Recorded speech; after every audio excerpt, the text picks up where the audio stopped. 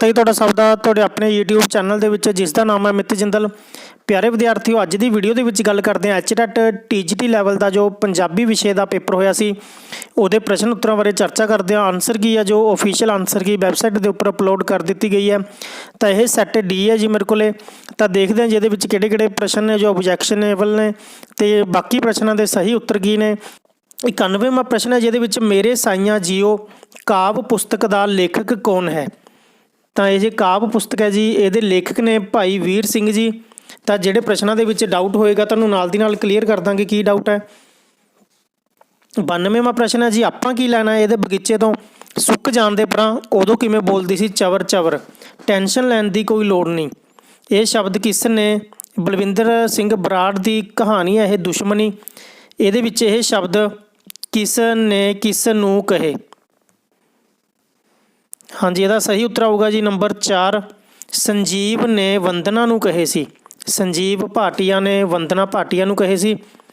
अगला प्रश्न है जी प्रश्न नंबर 93, पंजाबी सभ्याचार विच लड़की दे विआह समय गाए जाण वाले गीतां नूं की नाम दिता जाता है। लड़की दे विआह ते गाए जाते हैं जी सुहाग दे गीत। अगला प्रश्न है जी 94वां प्रश्न, पंजाबी व्याकरण विच किन्ने किरिया विशेषण किन्नी प्रकार दे हुंदे हन। किरिया विशेषण हुंदे ने जी 8। अगला प्रश्न है जी हरियाणा प्रांत दे लोक गीत किस बोली विच गाए जाते हैं। यह गाए जाते हैं जी हरियाणा प्रांत दे हरियाणवी दे विच। 96वां प्रश्न है जी अगे, प्रोफैसर IC नंदा का किहड़ा एकांगी ਸਾਹਿਤਕ रंग 2 पुस्तक दे विच दर्ज है। यह है जी बेबे राम भजनी। जो ਸਾਹਿਤਕ रंग 2 दे विच दर्ज है बेबे राम भजनी है वो। अगला प्रश्न है जी सब अगेतर वाला सही शब्द चुनो। यह है जी सब इंस्पैक्टर, सब अगेतर लग्या है ये। 98वां प्रश्न, ਸਾਹਿਤਕ किरणा 2 पुस्तक विच दर्ज शाह हुसैन की रचना मिजमानी किस काव्य रूप विच है। यह है जी काफ़ी है शाह हुसैन की। अगे जी 99वां प्रश्न, गुम ने रसोई विचों चाटियां मधानियां बर्गरां ते पीजियां ने पट्टियां सवानियां। यह काव्य सतरां किस कवि दियां ते किस पुस्तक विच दर्ज हैं। यह कवि का नाम है जी कश्मीर नीर। पुस्तक है जी ਸਾਹਿਤਕ किरणा 2। अगे है जी सिख इतिहास विच बीबी भानी जी दा श्री गुरु हरगोबिंद जी नाल की रिश्ता है। यह रिश्ता है जी दादी का रिश्ता है, क्योंकि बीबी भानी जी के पुत्र सी जो श्री गुरु अर्जन देव जी सी ते श्री गुरु अर्जन देव जी के पुत्र का नाम है श्री गुरु हरगोबिंद जी। इस करके इन्हां दा रिश्ता है जो वो दादी का रिश्ता हो गया। अगला प्रश्न है जी 101वां प्रश्न है जी पंजाबी बोली दियां उपभाषावां किहड़ियां हन। यही ने जी माझी ते दुआबी। अगला प्रश्न है जी 102वां प्रश्न, श्री गुरु तेग बहादुर जी दे शहीदी स्थान ते किहड़ा गुरुद्वारा सुशोभित है। यह है जी शीशगंज। अगला प्रश्न है जी तेजिंदर कौर दे लिखे लेख पंजाब दे लोक गीत अनुसार पंजाबी सभ्याचार की सही तस्वीर किस साहित्य रूप विचों मिलती है। सही मिलती है जी पाठ के उपर आया गया कि पंजाब के लोक गीत। तो सही उत्तर हो गया जी इसका लोक गीतों के विच। अगला प्रश्न है जी श्री गुरु गोबिंद सिंह जी ने मुगल बादशाह औरंगजेब नूं जो जफरनामा लिखिया सी ये किस भाषा दे विच लिखिया सी जी। यदी भाषा सी जी फारसी भाषा। अगला प्रश्न है जी 105वां प्रश्न, उड़ना सिख मिल्खा सिंह लेख अनुसार पाकिस्तान दे किस खिडारी ने मिल्खा सिंह लई भद्दे शब्दों की वरतों की। ये सी जी पाकिस्तान का एक खिडारी सी अब्दुल खालिद, उसने भद्दे शब्दों की वरतों की सी। अगला प्रश्न है जी फसलों की कहानी लेख अनुसार आर्या लोग किन्ना फसलों की खेती करते सन। आर्या करते सी जी कनक ते जौ की खेती करते सी। अगला प्रश्न है जी 107वां प्रश्न, प्रीतम रुपाल दे लिखे लेख पच्छो दियां पैन कनियां विचले विचार अनुसार शिलांग विच स्कीइंग कोर्स किस महीने कराया जाता है। कराया जाता जी दसंबर दे विच। अगला जी 108वां प्रश्न, प्यारे विद्यार्थियों HTET का यह लैवल 2 TGT पंजाबी का पेपर है जिहदे विच 150 दे विचों 60 प्रश्न पंजाबी दे पूछे जाते हैं। 108वां प्रश्न है जी राजिंदर सिंह दे लिखे लेख आदतां विच सवेर सार ਬਿਸਤਰੇ ਦਾ ਤਿਆਗ ਕਰਨਾ ਕਿਹੜੀ ਸੰਸਕ੍ਰਿਤੀ ਦਾ ਨਿਯਮ ਰਿਹਾ ਹੈ? ਇਹ ਹੈ ਜੀ ਆਰੀਆ ਸੰਸਕ੍ਰਿਤੀ ਦਾ ਨਿਯਮ ਹੈ ਕਿ ਸਵੇਰੇ ਉੱਠਦੇ ਸਾਰ ਹੀ ਬਿਸਤਰੇ ਦਾ ਤਿਆਗ ਕਰ ਦਿਓ ਸਵੇਰੇ ਜਲਦੀ। ਅਗਲਾ ਪ੍ਰਸ਼ਨ ਹੈ ਜੀ ਭਾਰਤ ਦੇ ਹਰਿਆਣਾ ਪ੍ਰਾਂਤ ਦੀ ਸਥਾਪਨਾ ਕਦੋਂ ਹੋਈ? ਇਹ ਹੋਈ ਸੀ ਜੀ 1 ਨਵੰਬਰ 1966। 110ਵਾਂ ਪ੍ਰਸ਼ਨ ਹੈ ਜੀ ਅੱਗੇ ਨੀਂਦਰ ਘੁੰਗਿਆਨਵੀ ਨੇ ਆਪਣੇ ਲੇਖ ਪਾਣੀਆਂ ਤੇ ਧਰਤੀਆਂ ਦਾ ਦੇਸ਼ ਵਿੱਚ ਕਿਸ ਦੇਸ਼ ਨੂੰ ਪਾਣੀਆਂ ਤੇ ਧਰਤੀਆਂ ਦੀ ਧਰਤੀ ਕਿਹਾ ਹੈ? ਇਹ ਵੀ ਪ੍ਰਸ਼ਨ ਨੇ, ਬਹੁਤ ਸਾਰੇ ਪ੍ਰਸ਼ਨ ਆਪਾਂ ਨੇ ਕੀਤੇ ਹੋਏ ਨੇ। ਜੇਕਰ ਤੁਸੀਂ TGT ਨਾਲ ਰਿਲੇਟਡ ਮੌਕ ਟੈਸਟ 'ਤੇ ਪਹਿਲਾਂ ਜੋ ਵੀਡੀਓ ਅਪਲੋਡ ਕੀਤੀਆਂ ਗਈਆਂ ਅਸੀਂ ਦੇਖੀਆਂ ਹੋਣਗੀਆਂ ਤਾਂ ਬਹੁਤ ਸਾਰੇ ਪ੍ਰਸ਼ਨ ਨੇ ਜੋ ਉਹਦੇ ਵਿੱਚ ਪੁੱਛੇ ਗਏ ਨੇ। ਇਹ ਕਿਹਾ ਜੀ ਆਸਟ੍ਰੇਲੀਆ ਨੂੰ ਕਿਹਾ ਇਹਨਾਂ ਨੇ। 110 ਦਾ ਸਹੀ ਉੱਤਰ ਹੈ 3 ਆਸਟ੍ਰੇਲੀਆ। 111ਵਾਂ ਪ੍ਰਸ਼ਨ ਹੈ ਜੀ ਅੱਗੇ ਬਾਬਾ ਸ਼ੇਖ ਫਰੀਦ ਸ਼ਕਰਗੰਜ ਕਿਸ ਸੂਫੀ ਸੰਪਰਦਾ ਦੇ ਨਾਲ ਸੰਬੰਧ ਰੱਖਦੇ ਸੀ? ਇਹ ਰੱਖਦੇ ਸੀ ਜੀ ਚਿਸ਼ਤੀ ਸੰਪਰਦਾਇ ਦੇ ਨਾਲ। ਅਗਲਾ ਪ੍ਰਸ਼ਨ ਹੈ ਜੀ ਦੁੱਖ ਦਾਰੂ ਸੁਖ ਰੋਗ ਭਇਆ ਜਾ ਸੁਖ ਤਾਮ ਨਾ ਹੋਏ ਗੁਰਬਾਣੀ ਦੀ ਇਹ ਸਤਰ ਦਾ ਲੇਖਕ ਕਿਹੜਾ ਗੁਰੂ ਕਵੀ ਹੈ? ਇਹ ਸਤਰਾਂ ਨੇ ਜੋ ਇਹ ਸਾਹਿਤਿਕ ਕਿਰਨਾਂ ਭਾਗ 1 ਦੇ ਵਿੱਚ ਦਰਜ ਨੇ। ਗੁਰੂ ਨਾਨਕ ਦੇਵ ਜੀ ਦੀ ਰਚਨਾ। ਇੱਕ ਰਚਨਾ ਦੇ ਬਾਰੇ ਪੜ੍ਹਦੇ ਹਾਂ ਆਪਾਂ ਸਿਮਲ ਰੁੱਖ ਸਰਾਇਰਾ। ਇਹ ਦੂਜੀ ਰਚਨਾ ਉਹਨਾਂ ਦੀ ਦੁੱਖ ਦਾਰੂ ਸੁਖ ਰੋਗ ਭਇਆ। ਅੱਗੇ ਜੀ 113ਵਾਂ ਪ੍ਰਸ਼ਨ ਹੈ ਜੀ ਟਾਲੀ ਮੇਰੇ ਬਚੜੇ ਲੱਕ ਟੁਨੂ ਟਨੂ ਸਤਰ ਦਾ ਲੇਖਕ ਕੌਣ ਹੈ? ਜਾਂ ਕਿਸ ਲੇਖਕ ਦੇ ਪਾਠ ਦੇ ਵਿੱਚੋਂ ਇਹ ਸਤਰਾਂ ਲਈਆਂ ਗਈਆਂ ਨੇ? ਇਹ ਹੈ ਜੀ ਦਰਸ਼ਨ ਸਿੰਘ ਆਸ਼ਟ। ਅਗਲਾ ਪ੍ਰਸ਼ਨ ਹੈ ਜੀ 114ਵਾਂ ਪ੍ਰਸ਼ਨ ਸ਼ਹੀਦ ਊਧਮ ਸਿੰਘ ਨੇ ਕਿਸ ਅੰਗਰੇਜ਼ ਅਫਸਰ ਨੂੰ ਮਾਰ ਕੇ ਜਲਿਆਂਵਾਲੇ ਬਾਗ ਦਾ ਬਦਲਾ ਲਿਆ? ਇਹ ਮਾਰਿਆ ਸੀ ਜੀ ਉਹਨਾਂ ਨੇ ਮਾਈਕਲ ਆਡਵਾਇਰ ਨੂੰ। ਅਗਲਾ ਪ੍ਰਸ਼ਨ ਹੈ ਜੀ 115ਵਾਂ ਪ੍ਰਸ਼ਨ ਡਾਕਟਰ ਦੇਵੇਂਦਰ ਸ਼ੈਫੀ ਦੀ ਰਚਨਾ ਕਲਾਤਮਕ ਰੁਚੀਆਂ ਪ੍ਰਕਿਰਤੀ ਅਤੇ ਪਹਿਚਾਨ ਵਿੱਚ ਵਿਕਟਰ ਹਿਊਗੋ ਦਾ ਸੰਬੰਧ ਕਿਸ ਦੇਸ਼ ਨਾਲ ਮੰਨਿਆ ਗਿਆ? ਇਹ ਮੰਨਿਆ ਜੀ ਫਰਾਂਸ ਦੇ ਨਾਲ ਉਹਦਾ ਸੰਬੰਧ ਮੰਨਿਆ ਗਿਆ। ਅਗਲਾ ਪ੍ਰਸ਼ਨ ਹੈ ਜੀ ਤਾਂ ਪਿਆਰੇ ਵਿਦਿਆਰਥੀਓ ਹਾਲੇ ਤੱਕ ਜਿਹੜੇ ਪ੍ਰਸ਼ਨ ਕੀਤੇ ਨੇ ਉਹਨਾਂ ਦੇ ਵਿੱਚ ਕਿਸੇ ਦੇ ਵਿੱਚ ਵੀ ਕੋਈ ਓਬਜੈਕਸ਼ਨ ਨਹੀਂ ਹੈਗੀ। 116ਵਾਂ ਪ੍ਰਸ਼ਨ ਹੈ ਜੀ ਪੰਜਾਬੀ ਕਵੀ ਫਿਰੋਜ਼ਦੀਨ ਸਰਫ ਅਨੁਸਾਰ ਆਪਸੀ ਸੰਚਾਰ ਅਤੇ ਸਵੈ ਪ੍ਰਗਟਾਵੇ ਲਈ ਸਭ ਤੋਂ ਢੁਕਵੀਂ ਭਾਸ਼ਾ ਕਿਹੜੀ ਹੈ? ਤਾਂ ਜੇਕਰ ਤੁਸੀਂ 9th ਕਲਾਸ ਦੀ ਸਾਹਿਤਿਕ ਕਿਰਨਾਂ ਇੱਕ ਬੁੱਕ ਦੇ ਵਿੱਚ ਦੇਖੋ ਉਹ 'ਚ ਜੋ ਕਵਿਤਾ ਤੋਂ ਬਾਅਦ ਟਿੱਪਣੀ ਦਿੱਤੀ ਗਈ ਹੈ ਉੱਥੇ ਕਲੀਅਰ ਲਿਖਿਆ ਹੈ ਕਿ ਸਵੈ ਪ੍ਰਗਟਾਵੇ ਲਈ ਸਭ ਤੋਂ ਢੁਕਵੀਂ ਭਾਸ਼ਾ ਹੈ ਉਹ ਹੈ ਮਾਂ ਬੋਲੀ। ਤਾਂ ਕਈ ਵਿਦਿਆਰਥੀ ਪੰਜਾਬੀ ਸਮਝ ਰਹੇ ਹੋਣਗੇ ਤਾਂ ਪੰਜਾਬੀ ਨਹੀਂ, ਇਹਦਾ ਉੱਤਰ ਹੈ ਜੀ ਮਾਂ ਬੋਲੀ ਹੈ। 116 ਦਾ ਸਹੀ ਉੱਤਰ ਹੈ 1 ਮਾਂ ਬੋਲੀ। 117ਵਾਂ ਪ੍ਰਸ਼ਨ ਪੰਜਾਬੀ ਵਿਰਸਾ ਲੇਖ ਅਨੁਸਾਰ ਗਹਿਣਾ ਸੱਗੀ ਕਿਸ ਮੌਕੇ ਦੇ ਉੱਪਰ ਪਾਇਆ ਜਾਂਦਾ ਹੈ? ਇਹ ਪਾਇਆ ਜਾਂਦਾ ਜੀ ਵਿਆਹ ਦੇ ਸਮੇਂ ਪਾਈ ਜਾਣ ਵਾਲੀ ਟੂਮ ਹੈ, ਪਾਠ ਦੇ ਵਿੱਚ ਵੀ ਦੱਸਿਆ ਗਿਆ। 118ਵਾਂ ਪ੍ਰਸ਼ਨ ਹੈ ਜੀ ਨਾਨੀ ਦਾ ਪਿਆਰ ਕਹਾਣੀ ਦਾ ਪਾਤਰ ਰੋਹਿਤ ਕਿਸ ਦੇਸ਼ ਬਾਰੇ ਆਪਣੀਆਂ ਯਾਦਾਂ ਸਾਂਝੀਆਂ ਕਰਦਾ ਹੈ? ਤਾਂ ਦੇਸ਼ ਪੁੱਛਿਆ ਗਿਆ ਜਿਹਦੇ ਵਿੱਚ ਦੇਸ਼ ਹੈ ਜੀ ਪਾਕਿਸਤਾਨ। ਅੱਗੇ ਜੀ 119ਵਾਂ ਪ੍ਰਸ਼ਨ ਸ਼੍ਰੀ ਗੁਰੂ ਨਾਨਕ ਦੇਵ ਜੀ ਨੇ ਕੁੱਲ ਕਿੰਨੀਆਂ ਉਦਾਸੀਆਂ ਕੀਤੀਆਂ? ਇਹ ਕੀਤੀਆਂ ਸੀ ਜੀ 4 ਉਦਾਸੀਆਂ। ਅਗਲਾ ਪ੍ਰਸ਼ਨ ਹੈ ਜੀ 120ਵਾਂ ਪ੍ਰਸ਼ਨ ਬਲਵਿੰਦਰ ਸਿੰਘ ਸੋਢੀ ਦੀ ਕਹਾਣੀ ਈਅਰਫੋਨ ਵਿੱਚ ਮਨੁੱਖੀ ਸਰੀਰ ਉੱਤੇ ਈਅਰਫੋਨ ਦਾ ਕੀ ਅਸਰ ਪੈਂਦਾ ਹੈ? ਕੀ ਮਾੜਾ ਅਸਰ ਪੈਂਦਾ ਹੈ? ਇਹ ਪ੍ਰਸ਼ਨ ਵੀ ਕਰਿਆ ਹੋਇਆ ਜੀ। ਇਹ ਸੁਣਨ ਸ਼ਕਤੀ ਇਹਦੇ ਨਾਲ ਕਮਜ਼ੋਰ ਹੋ ਜਾਂਦੀ ਹੈ। 121ਵਾਂ ਪ੍ਰਸ਼ਨ ਹੈ ਜੀ ਕਿਸੇ ਨੇ 5 ਪਾਣੀਆਂ ਵਿੱਚ ਦਿੱਤੀ ਜ਼ਹਿਰ ਰਲਾ ਅਤੇ ਉਹਨਾਂ ਪਾਣੀਆਂ ਧਰਤ ਨੂੰ ਦਿੱਤਾ ਪਾਣੀ ਲਾ। ਇਹ ਕਾਵਿ ਸਤਰਾਂ ਕਿਸ ਪੰਜਾਬੀ ਕਵੀ ਦੀ ਰਚਨਾ ਨੇ? ਇਹ ਨੇ ਜੀ ਰਚਨਾ ਅੰਮ੍ਰਿਤਾ ਪ੍ਰੀਤਮ ਦੀ ਅੱਜ ਆਖਾਂ ਵਾਰਸ਼ ਸ਼ਾਹ ਨੂੰ ਕਿਤੇ ਕਬਰਾਂ ਵਿੱਚੋਂ ਬੋਲ। ਅਗਲਾ ਜੀ 122ਵਾਂ ਪ੍ਰਸ਼ਨ ਡਾਕਟਰ ਸੁਦਰਸ਼ਨ ਗਾਸੋ ਦੀ ਕਵਿਤਾ ਮਾਂ ਜੋ ਇੱਧਰ ਵੀ ਅਤੇ ਉੱਧਰ ਵੀ ਵਿੱਚ ਕਿਸ ਛੰਦ ਦੀ ਵਰਤੋਂ ਹੋਈ ਹੈ? ਇਹ ਕਵਿਤਾ ਜੀ ਉਹਨਾਂ ਦੀ ਛੰਦ ਮੁਕਤ ਕਵਿਤਾ, ਇਹ ਕਿਸੇ ਵੀ ਛੰਦ ਦੀ ਇਹਦੇ ਵਿੱਚ ਵਰਤੋਂ ਨਹੀਂ ਕੀਤੀ ਗਈ। 123ਵਾਂ ਪ੍ਰਸ਼ਨ ਹੈ ਜੀ ਬੰਦਾ ਸਿੰਘ ਬਹਾਦਰ ਨੇ ਸਰਹੰਦ ਨੂੰ ਤਬਾਹ ਕਰਕੇ ਕਿਹੜਾ ਬਦਲਾ ਲਿਆ? ਇਹ ਸੀ ਜੀ ਛੋਟੇ ਸਾਹਿਬਜ਼ਾਦਿਆਂ ਦੀ ਸ਼ਹੀਦੀ ਦਾ ਬਦਲਾ ਲਿਆ ਸੀ। 124ਵਾਂ ਪ੍ਰਸ਼ਨ ਪਿਆਰੇ ਵਿਦਿਆਰਥੀਓ ਹੇਠ ਲਿਖੇ ਸ਼ਬਦਾਂ ਦੇ ਜੁੱਟ ਵਿੱਚੋਂ ਸਹੀ ਸ਼ਬਦਾਂ ਦਾ ਵਿਕਲਪ ਚੁਣੋ। ਤਾਂ ਸ਼ਬਦਾਂ ਦੇ ਜੁੱਟ ਦਿੱਤੇ ਹੋਏ ਨੇ ਜੀ, ਇਹਨਾਂ ਦੇ ਵਿੱਚੋਂ ਸਹੀ ਸ਼ਬਦ ਚੁਣਨਾ।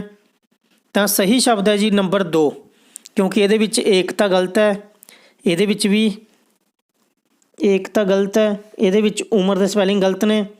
ਤਾਂ ਜੋ ਸਹੀ ਸ਼ਬਦ ਨੇ ਉਹ ਨੇ ਨੰਬਰ 2 ਦੇ ਵਿੱਚ। 124ਵਾਂ ਦਾ ਸਹੀ ਉੱਤਰ ਹੈ ਜੀ 2। ਅੱਗੇ ਹੈ ਜੀ 125ਵਾਂ, ਅੰਗਰੇਜ਼ ਹਕੂਮਤ ਦੇ ਵਿਰੁੱਧ ਭਾਰਤ ਦਾ ਪਹਿਲਾ ਸੁਤੰਤਰਤਾ ਸੰਗਰਾਮ ਕਦੋਂ ਲੜਿਆ ਗਿਆ? 1857 ਈਸਵੀ ਦੇ ਵਿੱਚ ਇਹ ਲੜਿਆ ਗਿਆ ਜੀ।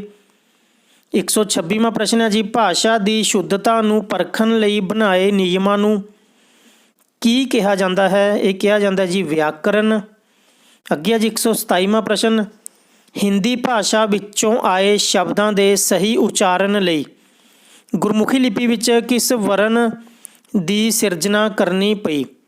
ਇਹ ਕਰਨੀ ਪਈ ਸੀ ਜੀ ਲੱਲਾ ਪੈਰ ਬਿੰਦੀ ਦੀ।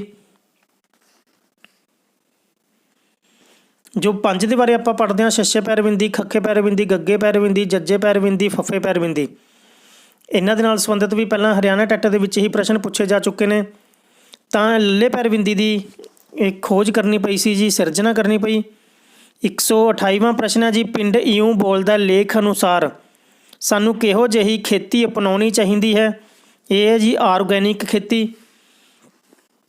129ਵਾਂ ਪ੍ਰਸ਼ਨ ਹੈ ਜੀ, ਭਾਰਤ ਦੇ ਪ੍ਰਧਾਨ ਮੰਤਰੀ ਇੰਦਰ ਕੁਮਾਰ ਗੁਜਰਾਲ ਦੀ ਮਾਤਾ ਸ਼੍ਰੀਮਤੀ ਪੁਸ਼ਪਾ ਗੁਜਰਾਲ ਦੇ ਨਾਮ 'ਤੇ ਜੋ ਸਾਇੰਸ ਸਿਟੀ ਬਣਿਆ ਕਪੂਰਥਲੇ ਦੇ ਵਿੱਚ, ਉਹਦੇ ਲਈ ਕਿੰਨੀ ਜ਼ਮੀਨ ਨਿਰਧਾਰਿਤ ਕੀਤੀ ਗਈ ਹੈ ਜੀ? ਇਹ 72 ਏਕੜ। ਅਗਲਾ ਪ੍ਰਸ਼ਨ ਹੈ ਜੀ, ਡਾਕਟਰ ਕਰਨਦੀਪ ਸਿੰਘ ਦੇ ਲਿਖੇ ਇਕਾਂਗੀ ਨਵੀਂ ਸੋਚ ਵਿੱਚ ਕੁੱਲ ਕਿੰਨੇ ਪਾਤਰ ਹਨ? ਤਾਂ ਇਹਦੇ ਵਿੱਚ ਨੇ ਜੀ ਕੁੱਲ 6 ਪਾਤਰ ਨੇ ਨਵੀਂ ਸੋਚ ਇਕਾਂਗੀ ਦੇ ਵਿੱਚ ਜੀ। ਅਗਲਾ ਪ੍ਰਸ਼ਨ ਹੈ ਜੀ 131ਵਾਂ ਪ੍ਰਸ਼ਨ, 13 ਅਪ੍ਰੈਲ 1919 ਨੂੰ ਜਲਿਆਂਵਾਲੇ ਬਾਗ ਵਿੱਚ ਭਾਰਤੀ ਲੋਕ ਕਿਸ ਅੰਗਰੇਜ਼ੀ ਕਾਨੂੰਨ ਦਾ ਵਿਰੋਧ ਕਰਨ ਦੇ ਲਈ ਇਕੱਤਰ ਹੋਏ? ਇਹ ਸੀ ਜੀ ਰੋਲਟ ਐਕਟ ਦਾ ਵਿਰੋਧ ਕਰਨ ਦੇ ਲਈ ਇਕੱਠੇ ਹੋਏ ਸੀ ਇਹ।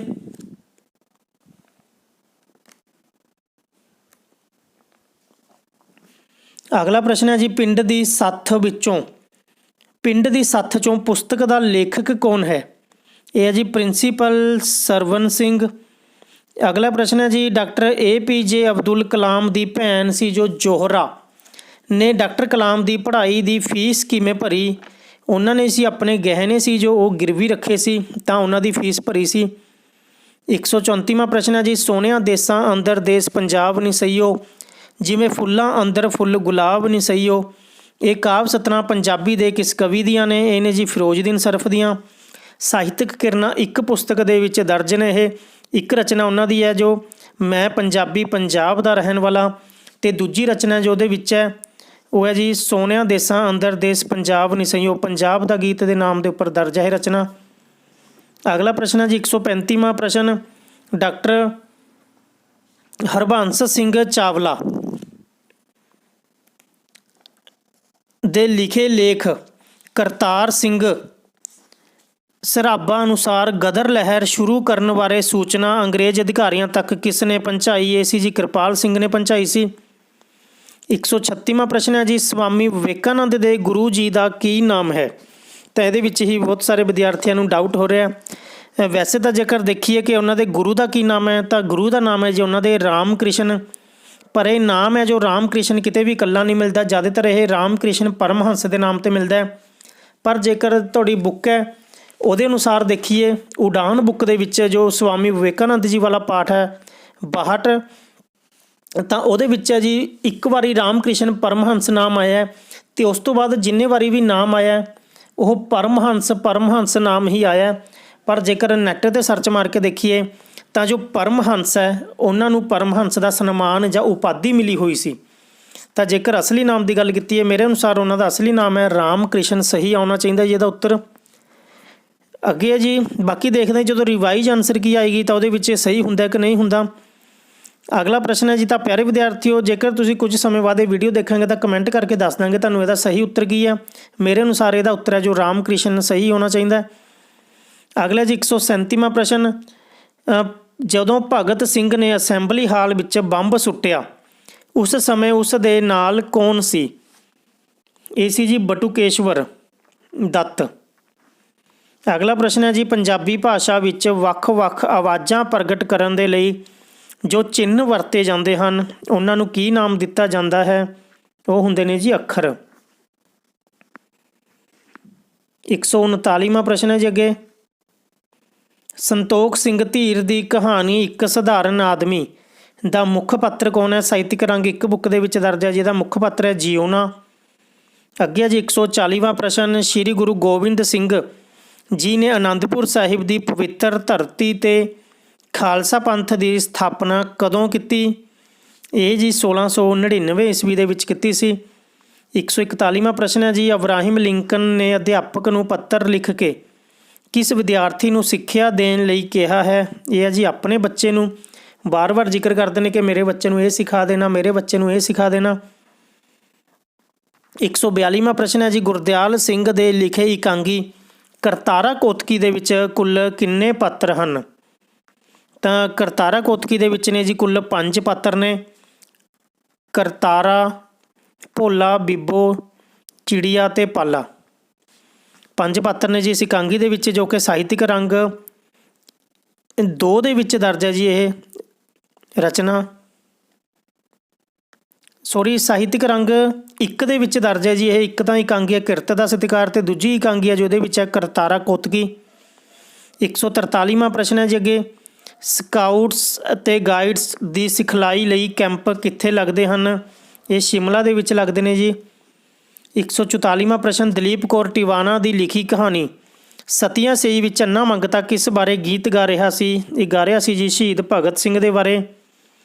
145ਵਾਂ ਪ੍ਰਸ਼ਨ ਹੈ ਜੀ, ਸਾਇੰਸ ਸਿਟੀ ਵਿੱਚ ਸੰਗੀਤਕ ਕੁਰਸੀ 'ਤੇ ਬੈਠਣ ਨਾਲ ਕੀ ਨਜ਼ਾਰਾ ਦੇਖਣ ਨੂੰ ਮਿਲਦਾ ਹੈ? ਤਾਂ ਜਦੋਂ ਸੰਗੀਤਕ ਕੁਰਸੀ 'ਤੇ ਬੈਠਦਿਆਂ ਮੀਂਹ ਪੈਣਾ ਸ਼ੁਰੂ ਹੋ ਜਾਂਦਾ ਹੈ। 146ਵਾਂ ਪ੍ਰਸ਼ਨ ਹੈ ਜੀ, ਸਾਹਿਤਕ ਕਿਰਨਾਂ 2 ਪੁਸਤਕ ਵਿੱਚ ਦਰਜ ਲੇਖ ਨੰਬਰ 1 ਦੀ ਰੇਸ ਵਿੱਚ ਪੰਜਾਬ ਵਿੱਚ ਘਟਦੇ ਜ਼ਮੀਨ ਹੇਠਲੇ ਪਾਣੀ ਦਾ ਅਸਲ ਕਾਰਨ ਕੀ ਹੈ? ਤਾਂ ਜੋ ਅਸਲ ਕਾਰਨ ਹੈ ਜੀ ਉਹ ਹੈ ਝੋਨਾ ਲਾਉਣਾ, ਕਿਉਂਕਿ ਝੋਨੇ ਦੇ ਵਿੱਚ ਜ਼ਿਆਦਾ ਪਾਣੀ ਲੱਗਦਾ ਹੈ। ਅਗਲਾ ਪ੍ਰਸ਼ਨ ਹੈ ਜੀ, ਗੁਰਮੁਖੀ ਲਿਪੀ ਵਿੱਚ ਮਾਤਰਾਵਾਂ ਦੀ ਗਿਣਤੀ ਕਿੰਨੀ ਹੈ? ਕਿਉਂਕਿ ਪਿਆਰੇ ਵਿਦਿਆਰਥੀ ਹੁਣ ਤੱਕ ਆਪਣੇ ਜ਼ਿਆਦਾਤਰ ਸ਼ਬਦ ਇਹੀ ਸੁਣੇ ਨੇ ਕਿ ਲਗਾ ਮਾਤਰਾ, ਲਗਾ ਮਾਤਰਾ, ਲਗਾ ਮਾਤਰਾ। ਪਰ ਜੇਕਰ ਆਪਾਂ ਸਾਹਿਤਕ ਇਹਨਾਂ ਦੀ ਜੋ 6 ਕਲਾਸ ਦੀ ਬੁੱਕ ਹੈ ਪਹਿਲਾ ਕਦਮ, ਉਹਦੇ ਵਿੱਚ ਵੀ ਦੇਖੀਏ ਤਾਂ ਉਹਦੇ ਵਿੱਚ ਵੀ 10 ਮਾਤਰਾਵਾਂ ਦਾ ਹੀ ਉਹਨਾਂ ਨੇ ਜ਼ਿਕਰ ਕੀਤਾ ਹੋਇਆ ਅਤੇ ਇਹਦਾ ਸਹੀ ਉੱਤਰ ਹੈ ਜੋ ਉਹ 10 ਆਉਣਾ ਚਾਹੀਦਾ ਹੈ। ਤਾਂ ਬਾਕੀ ਦੇਖਾਂਗੇ, ਅਗਲੀ ਵੀਡੀਓ ਬਣਾਵਾਂਗੇ ਕਿ ਇਹਦੇ ਉੱਪਰ ਕਿ ਇਹਦੇ ਉੱਪਰ ਆਬਜੈਕਸ਼ਨ ਲੱਗ ਸਕਦੀ ਹੈ ਕਿ ਨਹੀਂ। ਅਗਲਾ ਪ੍ਰਸ਼ਨ ਹੈ ਜੀ 148ਵਾਂ ਪ੍ਰਸ਼ਨ, ਡਾਕਟਰ ਦੇਵਿੰਦਰ ਬੀਬੀਪੁਰੀਆ ਦੀ ਕਵਿਤਾ ਕੁੱਖ ਦੀ ਆਵਾਜ਼ ਕਿਸ ਵਿਸ਼ੇ 'ਤੇ ਕੇਂਦਰਿਤ ਹੈ? ਇਹ ਹੈ ਜੀ ਭਰੂਣ ਹੱਤਿਆ 'ਤੇ ਕੇਂਦਰਿਤ ਹੈ। ਅਗਲਾ ਪ੍ਰਸ਼ਨ ਹੈ ਜੀ 149ਵਾਂ ਪ੍ਰਸ਼ਨ, ਮੈਂ ਆਪਣੇ ਆਪ ਨੂੰ ਖੁਸ਼ ਨਸੀਬ ਸਮਝਦਾ ਹਾਂ ਕਿ ਦੇਸ਼ ਦੀ ਆਜ਼ਾਦੀ ਨੂੰ ਨੇੜੇ ਲਿਆਉਣ ਲਈ ਸ਼ਹਾਦਤ ਦਾ ਜਾਮ ਪੀ ਰਿਹਾ ਹਾਂ। ਉਡਾਨ ਪੁਸਤਕ ਵਿੱਚ ਦਰਜ ਇਹ ਸ਼ਬਦ ਕਿਸ ਲੇਖਕ ਨੇ ਅੰਕਿਤ ਕੀਤੇ ਹਨ? ਤਾਂ ਪਿਆਰੇ ਵਿਦਿਆਰਥੀਓ, ਜੇਕਰ ਦੇਖਿਆ ਜਾਵੇ ਇਹ ਸ਼ਬਦ ਕਹੇ ਸੀ ਜੋ ਉਹ ਕਹੇ ਸੀ ਆਪਣਾ ਭਗਤ ਸਿੰਘ ਜੀ ਨੇ, ਸ਼ਹੀਦ ਭਗਤ ਸਿੰਘ ਨੇ, ਜੋ ਕਿ ਉਡਾਨ ਪੁਸਤਕ ਦੇ ਵਿੱਚ ਪਾਠ ਦਰਜ ਹੈ। ਪਾਠ ਨੰਬਰ ਹੈ ਜੀ ਇਹ 8ਵਾਂ, ਅਮਰ ਸ਼ਹੀਦ ਭਗਤ ਸਿੰਘ। ਤਾਂ ਇਹਦੇ ਵਿੱਚ ਇੱਕ ਵੱਡਾ ਸਾਰਾ ਪੈਰਾ ਹੈ, ਉਹਦੀ ਲਾਸਟ ਲਾਈਨ ਦੇ ਵਿੱਚ ਇਹ ਸ਼ਬਦ ਕਹੇ ਗਏ ਨੇ। ਤਾਂ ਜਦੋਂ ਭਗਤ ਸਿੰਘ ਦੇ ਸਾਥੀਆਂ ਨੇ ਪੁੱਛਿਆ ਸੀ ਕਿ ਆਪਣੇ ਦਿਲ ਦੀ ਗੱਲ ਦੱਸ, ਲਿਖ ਕੇ ਭੇਜ, ਤਾਂ ਉਸ ਵੇਲੇ ਭਗਤ ਸਿੰਘ ਨੇ ਇਹ ਸ਼ਬਦ ਲਿਖੇ ਸੀ।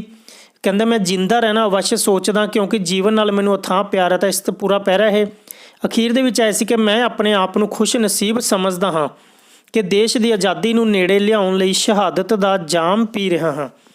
ਤਾਂ ਮੇਰੇ ਅਕੋਰਡਿੰਗ ਇਹਦਾ ਸਹੀ ਉੱਤਰ ਹੈ ਜੋ ਸ਼ਹੀਦ ਭਗਤ ਸਿੰਘ ਆਉਣਾ ਚਾਹੀਦਾ ਹੈ।